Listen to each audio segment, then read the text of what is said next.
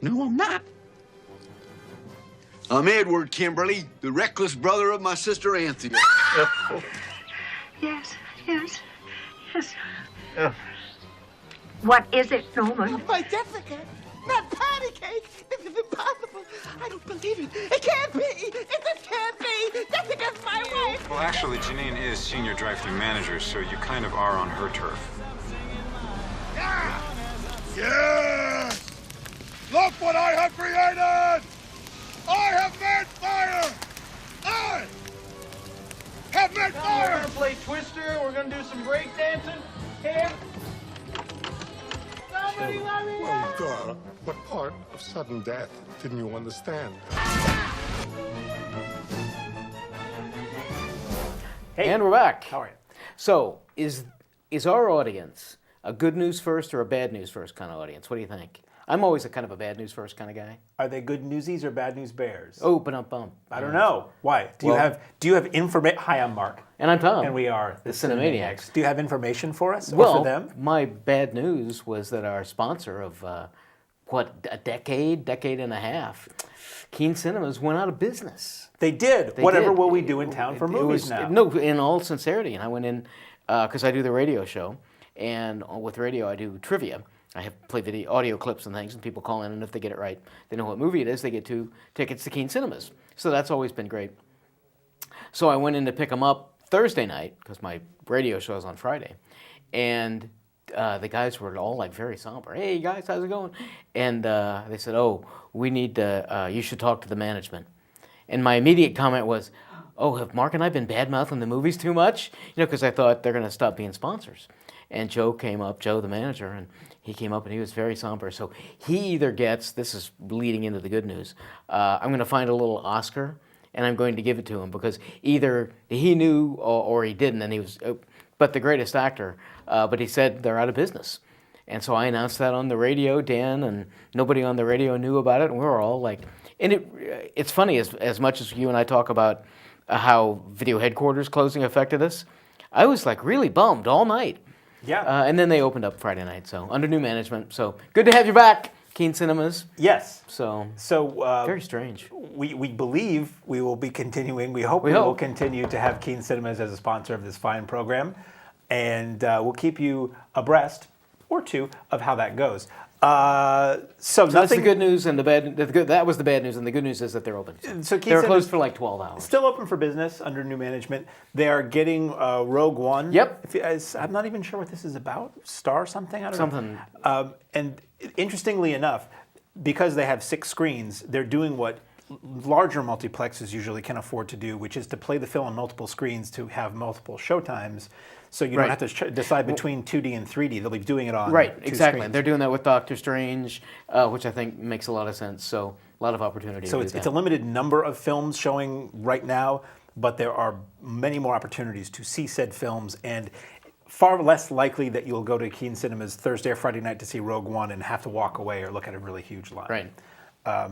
We're hoping we get to go to see Rogue One and not have to pay. But, you know, hey, if we do, we do, and more. So let's talk about movies that didn't come to town this week. Okay. I'm not sure if this is a period piece. Again, this is for FYI, for your information, audience. But so neither my colleague nor I saw this one. But Ryan Gosling and Emma Stone are out, and they are tip-tapping their way into the Hollywood heartland. You can sing, you can dance, and you can do it all. You'll be a star in La La Land. Have a medley, fruity medley, new from France. Hi. Old-fashioned and kick up your heels. Looks like a lot of fun. I haven't seen it. I love when we do this. That looks okay. That looks like crap. Next. It does look really good. I'm really looking forward to this. It's been getting all sorts of kudos. My understanding is that back before I knew that Keen Cinemas would be in a weird transition this weekend, I had hoped they would get it. And then when I looked up on IMDb what was opening this week, this said it was limited release. So I think it's New York, LA, Boston, maybe now. Just to make the Oscars. Yeah, exactly. I think this is the kind of thing that maybe 2-3 weeks down the line, it'll start eventually rolling out. So it's not out of the question that it may come to town. Sure. Up next, speaking of films that didn't come to town, this is interesting. This is one of those, Magnolia, Pictures, who does really good work. They have an interesting way that they do it. They put it in theaters, but it's also available on like iTunes, Amazon, and on demand at the same time. So even though we're saying this is in theaters, you actually could watch this at home like this week or this weekend. Patrick Wilson stars as a dissatisfied husband in suburban America in a decade of the past whose wife mysteriously disappears in an unfortunate end. Was it merely coincidence, or was it a kind of murder?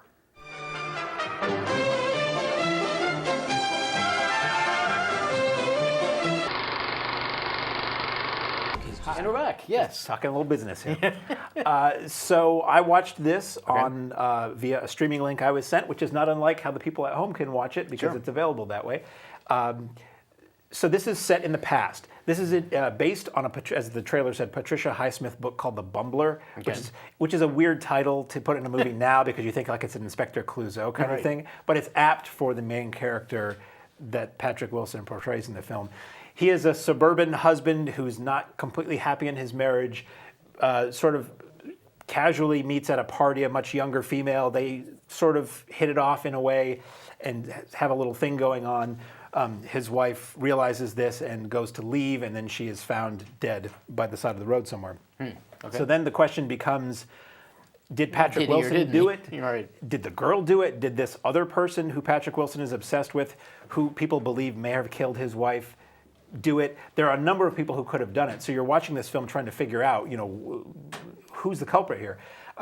It has a little bit of the feel of a film called Far From Heaven that I liked, the Todd Haynes movie from a while ago, in that it's set in the past. It's accurately portrayed in the past. It's not like people give a half-hearted attempt at retro hairstyles and they say, "Oh, isn't President Kennedy great?" It's not that kind of thing. It's like a pretty Mad Men kind of set in the past. So it's worth watching for that, if nothing else.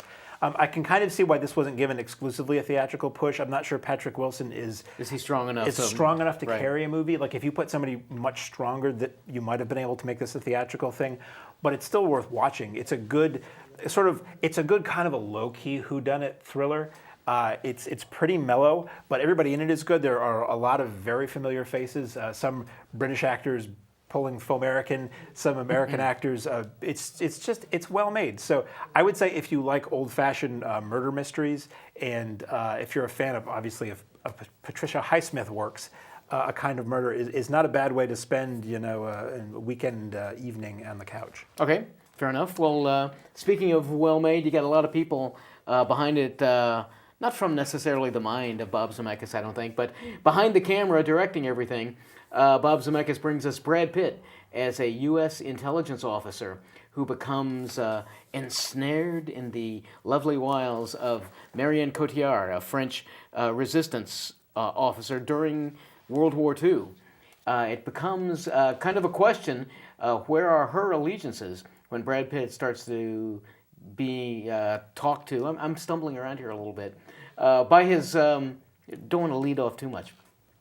By his superiors, they start thinking that Cotillard may have snuggled up to Brad for various reasons. It might not be that she's really with us. She may not quite be allied.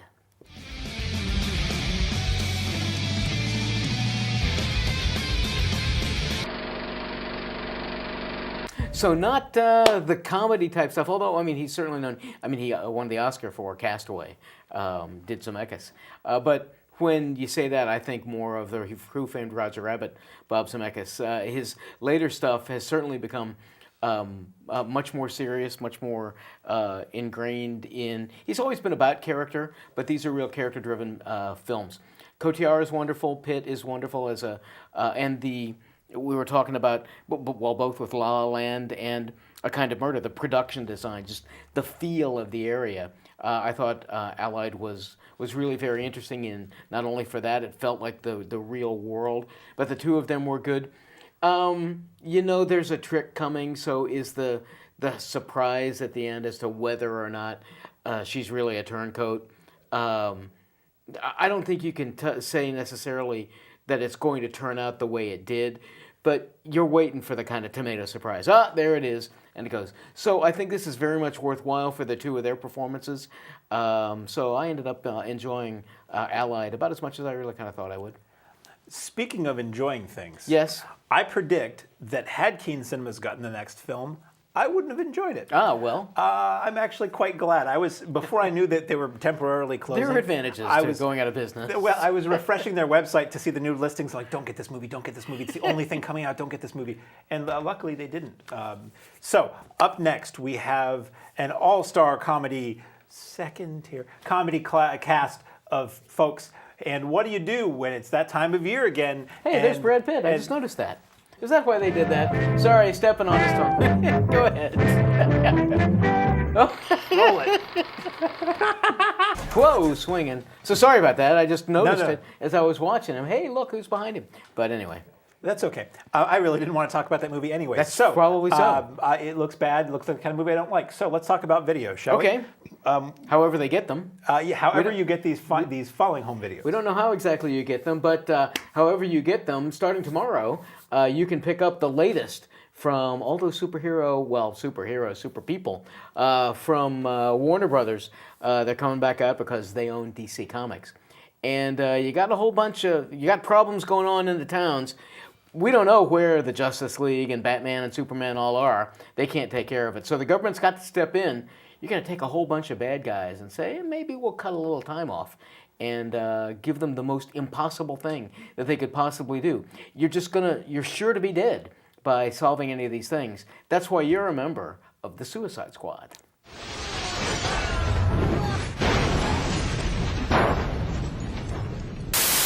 It's a controversial film, very controversial. You think? Well, you know, a lot of people didn't like it. There's one of them here. It's one of them present At least today. one. Oh boy, if you didn't like this movie, sit down.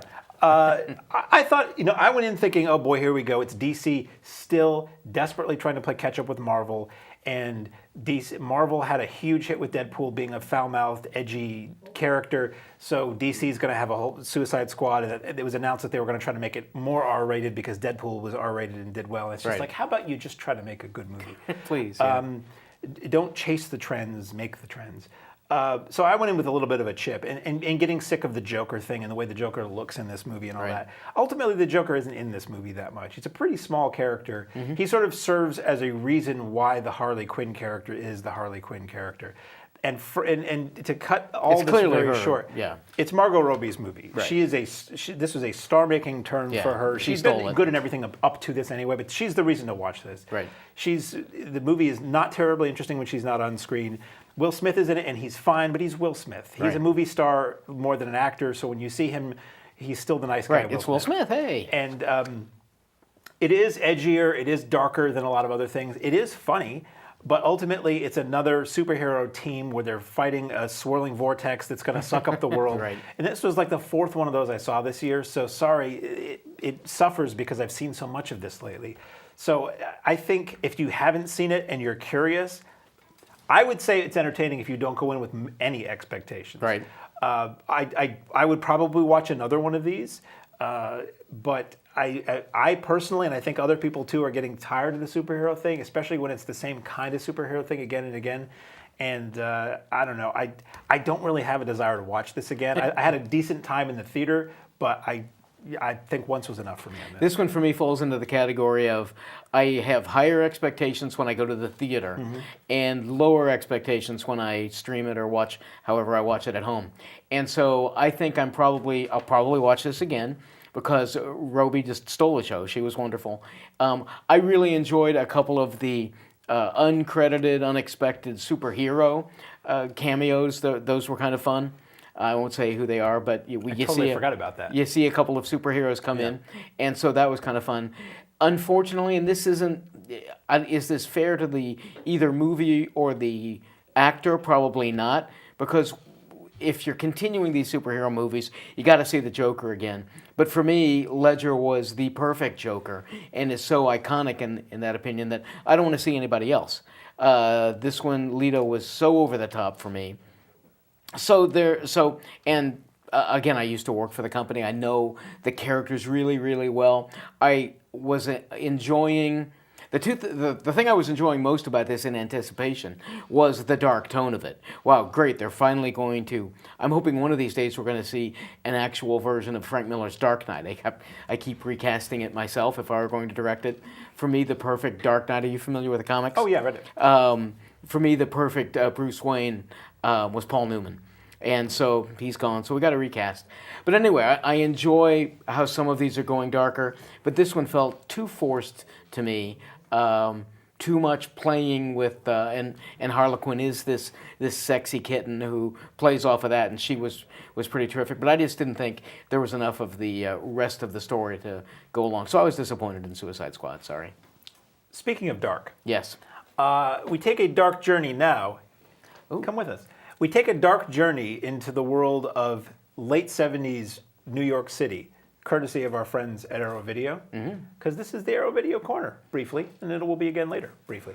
Abel Ferrara, who's known for his work as a director of gritty New York tales, stars and directs this 1979, I believe, film about an artist who just can't take it anymore, and becomes the catchily titled Driller Killer. It's only 9 pounds, and it's specifically designed for your cordless, brushless drill. So that was Abel Ferrara. That's an informational trailer, isn't it? That is. I love I love teasers more than trailers. I Okay, love something and that sets a tone. And frankly, I think the longer trailers that I could find for that film, we couldn't run in this channel anyway. Right, probably. So you have Abel Ferrara as an artist who utters lines like, "You don't know about pain." Now, when I hear somebody say that in a film, I tend to roll my eyes and tune out pretty quickly. So he's a tortured artist living in New York, and there's a punk band who moves in next door. And I think it is more for people who want to see what the scuzzy, like, New York City punk scene was like in the late 70s than anything else. It is a horror movie, too. He becomes, crazed and depressed about not being a success with his art or financially or with women, and he sees a commercial on late night TV for a battery pack, so you can, use your power tools without having to plug them into an extension cord. Okay. And he utilizes that to go and just, literally drill people, not in the pleasant way. So it's a horror movie. It's really gritty, dirty, gross, and ugly, sort of. It's a movie that I'd seen years ago and I really didn't like, and I wondered if I would like it more seeing it this way. Okay. And I didn't. I still don't like this movie. As with Arrow, the transfer is great and the extras are copious. So if you like the film, it's the best Driller Killer's ever looked. There's interviews with Abel Ferrara, a commentary that I think is ported over from an earlier release with Ferrara, and just tons of context for the making of the film. So usually if I have time, even if I don't like a movie, I like to watch the Arrow extras because it just gives me more information about a title I've heard of. This is a case where I didn't have time to do that, so I can't really speak about anything other than the tiny little interview with Ferrara that I saw that was done within the last few years, I think. So really? Not all of the extras are carried over from way back releases. Most of them are pretty new. But what I love about a new release of a movie that has had special editions before is when they carry over the extras so that if you had a previous version, you can just jettison that. Yes, yeah. Or if you are bummed you never got it, you still get all the stuff. And that's what this does. So for all you Driller Killer fans out there, it's out on Blu-ray tomorrow. Speaking of Blu-ray, Okay, Blu-ray, or you might be blue if your kid is just having some issues and things like that. Lots of weird things going on with your kid. You need some help. You either don't have the money or the kid didn't have the grades to get into Xavier's School for Gifted Youngsters. Maybe you should try out Miss Peregrine's Home for Peculiar Children. History. Wouldn't it be great if our veterans knew there was a place to care for their children? So you've seen this before. For me, it was a blend of Harry Potter and X-Men and those kinds of things. What I found, I thought the effects were just terrific. I thought this looked wonderful. So it was a feast for the eyes one way or the other. Very strange characters. Peregrine is strange, and all of the kids are strange. It's very Tim Burton. Peculiar is a good word for it. So for me, that was the hardest thing to get used to. Is could I find a character? And I guess this isn't really necessary. I mean, you talk about Suicide Squad. They're all bad guys. Not that these kids or anybody associated with the home are bad people necessarily, but they're just so odd. And so I think this was, I get the sense this was a book. I believe it was. Beforehand. So I think fans of the book, I get the sense, are probably going to enjoy it. For the average viewer, just be aware going into it that this is a very strange film, but I thought it was successful in doing what at least the trailers and my anticipation of it set out for it to do. Not only strange, but also dark. Yes. Shocking for Tim Burton. Right. There are moments that are really creepy and really disturbing in this movie. Like, I wondered if I had seen this in a theater with little kids, what the audible reaction I don't think would have this is for little kids. Because the bad guys who are coming to devour these children with powers, they like eat their eyeballs, and you see that. You see people with no eyeballs. It's not crazy gory, but it's explicit enough that you're like, there's no question what's going on.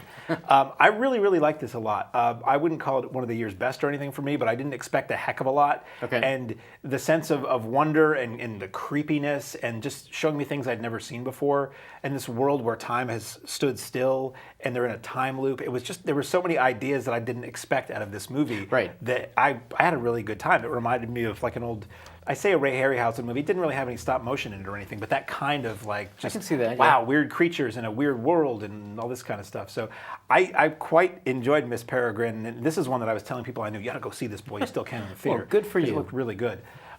Speaking of films for children. Oh, really? Yes, I always speak of films for children.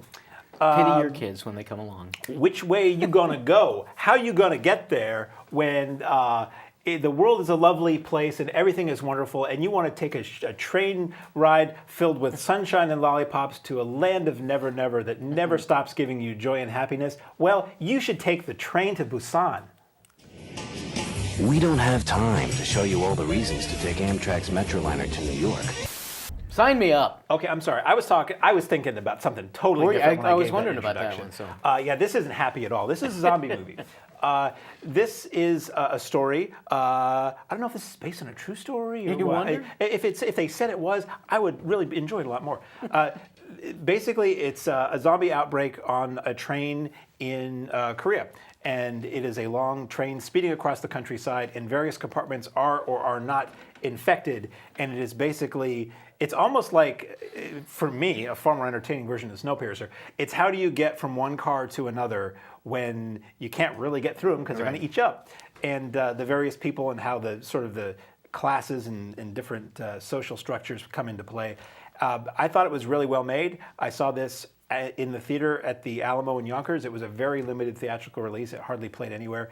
A friend of mine hated this movie and thought it was boring, and he had a nickname for it that I can't say on TV. But I liked it, and I thought it was good and entertaining and creepy and dramatic. And there's a guy who's a beefy guy. He's like a Korean Bud Spencer, and there are times where he is just two-fisted, making his way through the zombies by just punching them out. And I thought that was kind of funny. Okay. So this is available on video and the digital realms this week. And I would say if you like zombie movies and you don't mind reading a little bit, it's pretty good. Right. If you don't like zombie movies, I would say perhaps Chitty Chitty Bang Bang would be a better choice.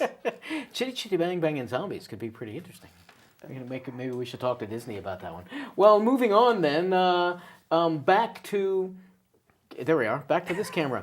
Times of Gladiators and lots of riding of horses and things like that. A couple of brothers have a little bit of a disagreement.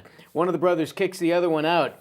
The kicked out brother goes off and lives his life and really finds himself and decides, I'm going back. And he goes back and he's going to take over his rightful throne and namesake. And he's going to be able to do it really well because Morgan Freeman is his buddy and his name is Ben-HUR. Methyl salicylate and menthol. Get Ben-Gay with its radiant action for every member of the family. Okay, there are some movies that you just don't remake, or the question, whenever you have something that's this famous, I think it behooves us, and then it's our responsibility to ask why. Why is this being remade? Can it be done better? It's got to be for money. Was it done better? Not necessarily. So in comparing the original, Charlton Heston's Ben-HUR, with this one, I still prefer the original. Yeah, will kids today? These kids today? Yeah, these kids today prefer the new one to the old one? I would think probably so. I'm sure they wouldn't even consider watching the old Right, one. right. But so this one, I'm hedging my bets here because I don't want to just completely badmouth it. Morgan Freeman and dreadlocks. I'm sorry. I was on NPR before this came out, and Laura Kanoy rightfully said, this just shouldn't happen. There are certain things you shouldn't see in the movies or on television, and that was one of them.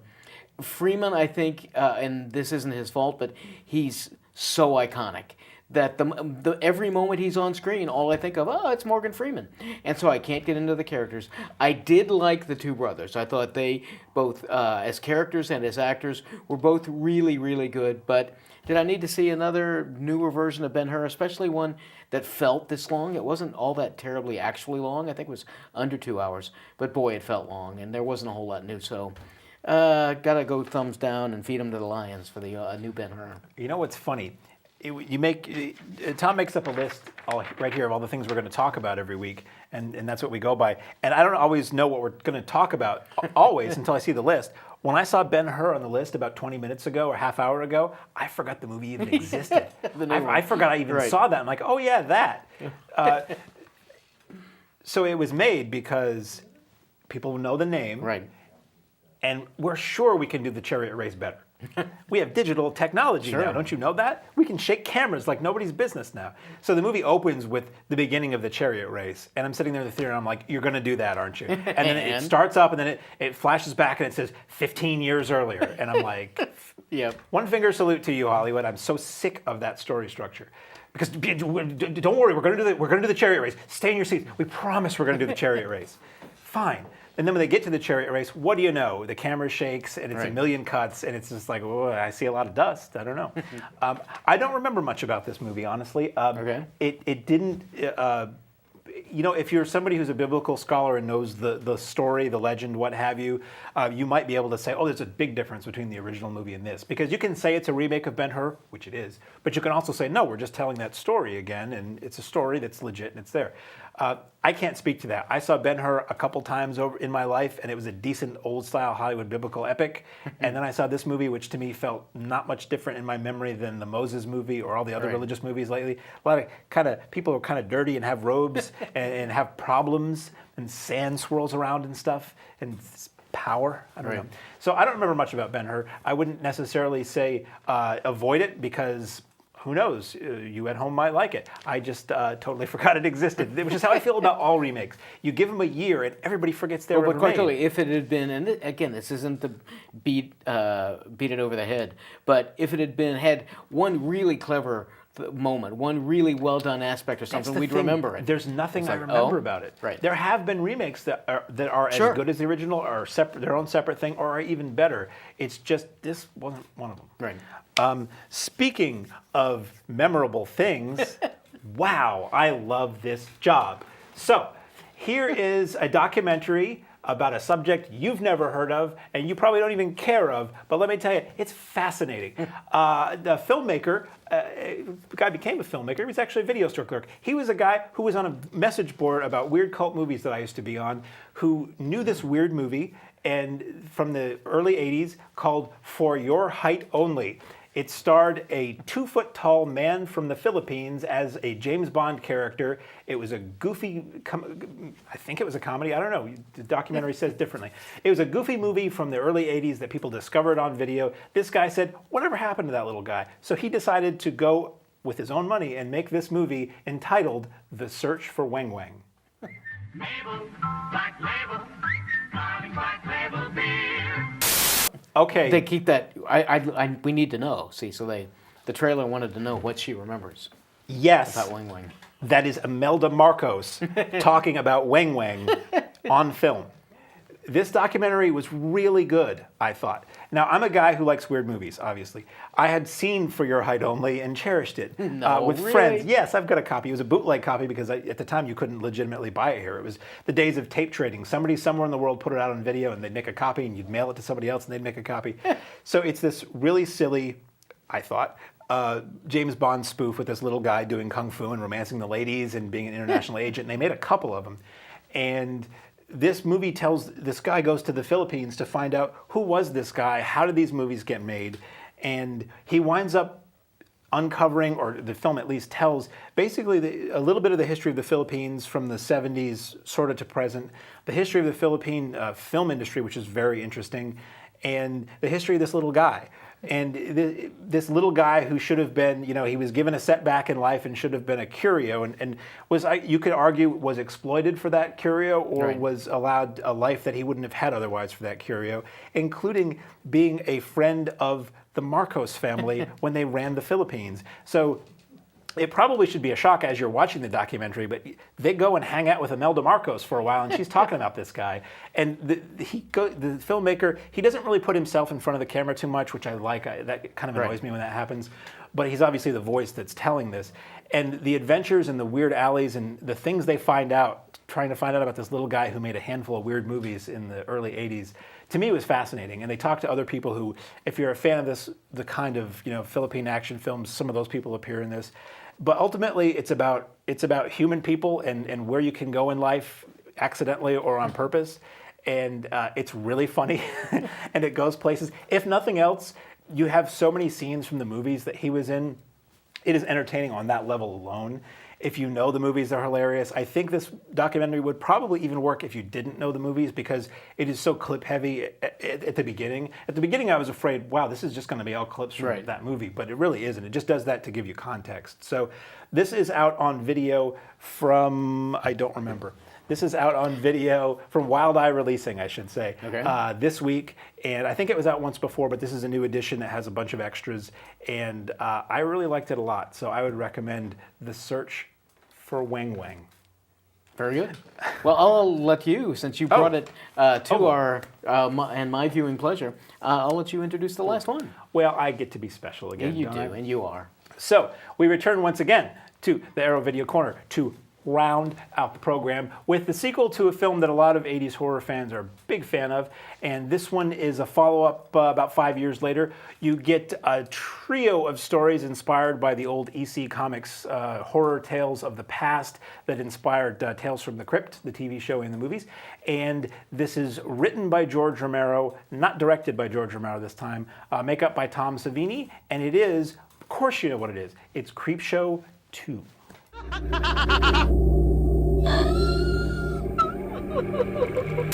Creepshow 2. Creepshow 2. Yes. Love the first one. And again, you'd have to take all of them with a grain of salt, because they are in that quirky, tongue-in-cheek style that King is most well known for. And I'm not sure how King and Romero got together. But I love King's writing, the majority of it. And for me, it took me a while to get used to the first Creepshow, because it is so quirky. And I learned that, for me, King's writing works that way. Did it translate to the movies? I kind of don't think necessarily so. But I did end up loving Creepshow 1, so when this one came out, I remember seeing it in the theaters, but not really well. So when you got it for us, it was fun to rewatch this. I wish they'd had a couple more. You're going to talk about the length of some of these. I think that's one problem. But I think if you're a big fan of the first one, you're going to enjoy this. This is, to me, a step down from the first one. The first one had 5 stories. This only has 3. From watching the extras on this, it's Arrow. This looks the best it's ever looked. The extras are voluminous. There are tons of behind the scenes, like camcorder footage shot on the set, interviews with everybody involved, all that. So from listening to that, and there's an interview with George Romero too about writing this film. I didn't remember that he had written it. They originally wanted 5 stories, but due to budget or whatever, they cut it down to 3. I think it suffers because their stories, I think, are too long for what they are. Yeah. There's all kinds of setup before whatever the thing gets rolling is, and then they're over. You have Tom Savini starring, which is kind of cool, practical makeup, as this weird, creepy guy who delivers the comic books to this kid. And there's something that's creepy about that, because it's like daytime and a weird, cartoony character.